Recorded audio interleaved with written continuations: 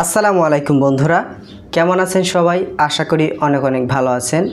So বন্ধুরা, আজকের ভিডিওতে আমি দেখাবো কিভাবে আপনি প্রফেশনাল গজলের জন্য একটি প্রফেশনাল থাম্বনেইল তৈরি করবেন। সো আজকের ভিডিও আপনি যদি সম্পূর্ণ দেখেন তাহলে আপনি খুব সহজেই আপনার হাতে থাকা স্মার্টফোনটি দিয়ে একটি প্রফেশনাল গজলের থাম্বনেইল তৈরি করতে পারবেন। সো ভিডিও স্কিপ না করে সম্পূর্ণ ভিডিওটি দেখবেন। ভিডিও ভালো লাগলে একটি লাইক দিবেন এবং পরবর্তী সকল নতুন ভিডিও সবার আগে পেতে অবশ্যই চ্যানেলটি সাবস্ক্রাইব করবেন। সো বন্ধুরা, আমরা কথা না বাড়িয়ে চলে যাব আমাদের মোবাইল স্ক্রিনে।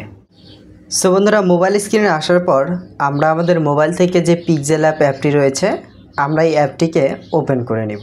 সো বন্ধুরা, পিক্সেল অ্যাপটি ওপেন করার সাথে সাথে আপনাদের সামনে এইরকম একটি ইন্টারফেস শো করবে। সো আমরা আমাদের থাম্বনেইলটি ডিজাইন করার জন্য প্রথমে আমরা আমাদের থাম্বনেইলের যে সাইজ রয়েছে আমরা সেই সাইজটিকে এখানে নিয়ে আসব। সো আমরা থাম্বনেইল সাইজ নেওয়ার জন্য এই 3 ডটে ক্লিক করব। তারপর এখানে ইমেজ সাইজ এখানে ক্লিক করব।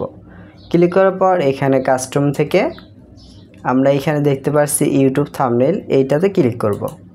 সো ক্লিক করার সাথে সাথে আমাদের কিন্তু সাইজটা এখানে চলে এসেছে 1280x720। সো আমরা ওকে করে দিলাম।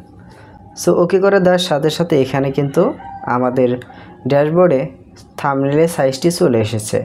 সো এখন আমরা এই থাম্বনেইলটি ডিজাইনের জন্য প্রথমে যে ব্যাকগ্রাউন্ড রয়েছে আমরা সেই ব্যাকগ্রাউন্ডটিকে এইখানে ইনপুট করব। সো ব্যাকগ্রাউন্ড ইনপুট করার জন্য প্লাস আইকনে যাব, এইখান থেকে ফ্রম গ্যালারি এখানে আসব।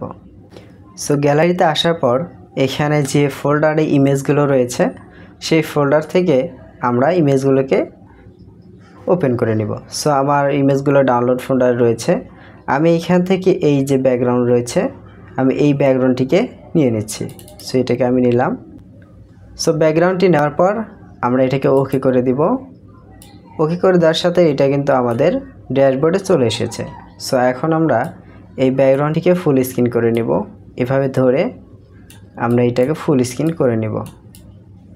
সো এটাকে আমরা ফুল স্ক্রিন করে নিয়ে লেয়ার অপশন থেকে এটাকে লক করে দিব, যাতে পরবর্তী কাজের সময় আমাদের এই ব্যাকগ্রাউন্ডটা যেন নড়াচড়া না করে।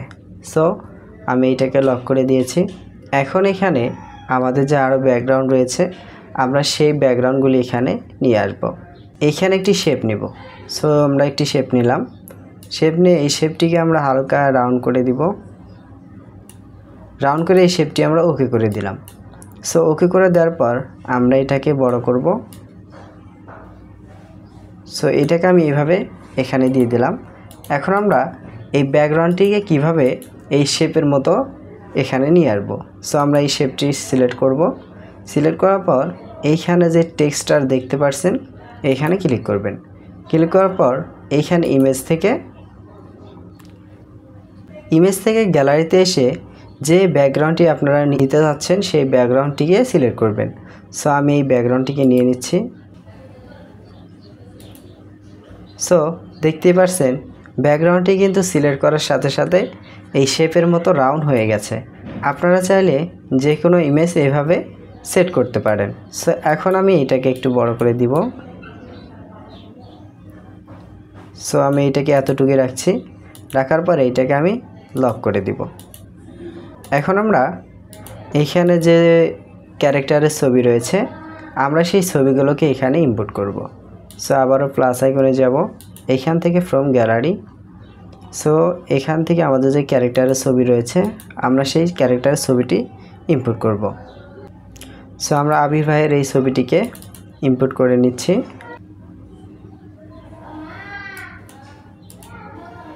সো আমরা এই ছবিটিকে এখানে নিয়ে নিলাম। এখন আমরা এইটাকে পজিশন মতো এখানে বসাই দিব।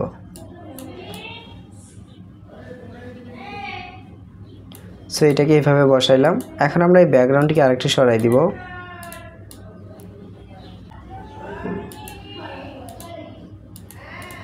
এখন আমরা এই ছবিটির নিচে একটি শ্যাডো অ্যাড করব। সো আবারও গ্যালারিতে যাব,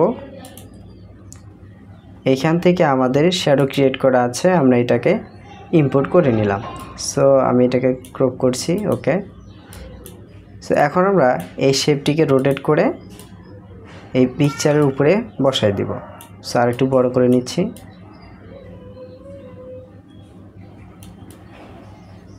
বসাই দিয়ে এখন আমরা এই শেপটির কালারটিকে চেঞ্জ করব। সো কালার থেকে আমরা এই ব্যাকগ্রাউন্ডে যে কালার রয়েছে আমরা সেই কালারটিকে এখানে দিয়ে দিব।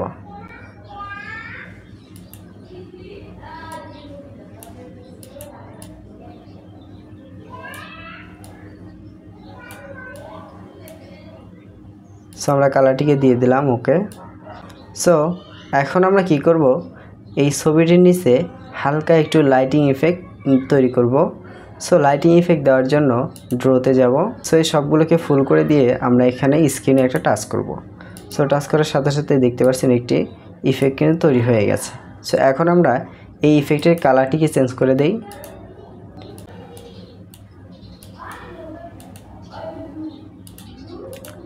সো আমরা এই কালারটিকে এখানে রাখলাম। এখন আমরা এখানে যে বাংলা টাইপোগ্রাফি রয়েছে সেই টাইপোগ্রাফিটি আমরা এখানে করে নিব।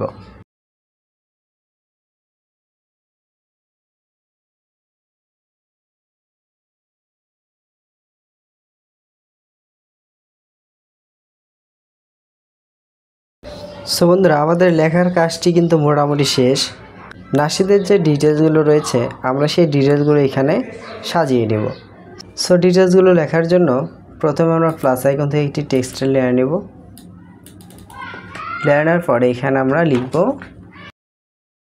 সো লেখার পর এটাকে আমরা ওকে করে দিচ্ছি। এখন আমরা এই টেক্সটের কালারটিকে চেঞ্জ করব।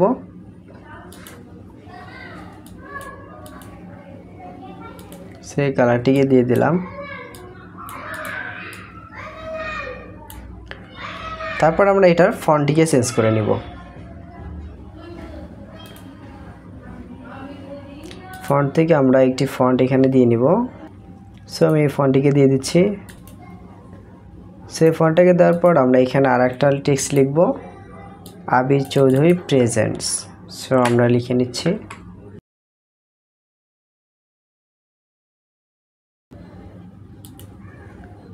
সো এখন আমরা এইটার যে স্পেসিফ রয়েছে আমরা স্পেসিফটিকে একটু বাড়াই দিব।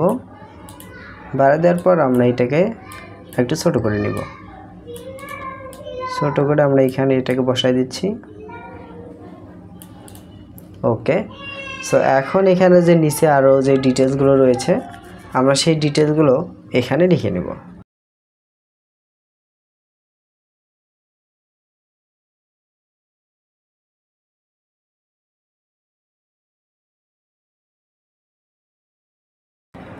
সো বন্ধুরা, ডিটেলসগুলো লেখা হয়ে গেলে আমরা এখন এই থাম্বনেইলটিকে সেভ করে নেব। সো সেভ করার জন্য এখানে সেভে যাব। এখান থেকে সেভ অ্যাজ ইমেজ এখানে ক্লিক করব।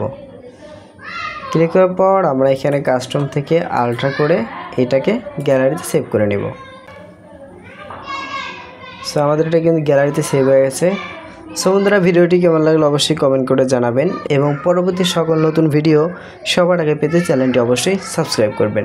সো বন্ধুরা, আজকের ভিডিও পর্যন্তই, দেখা হবে পরবর্তী নতুন কোনো ভিডিওতে।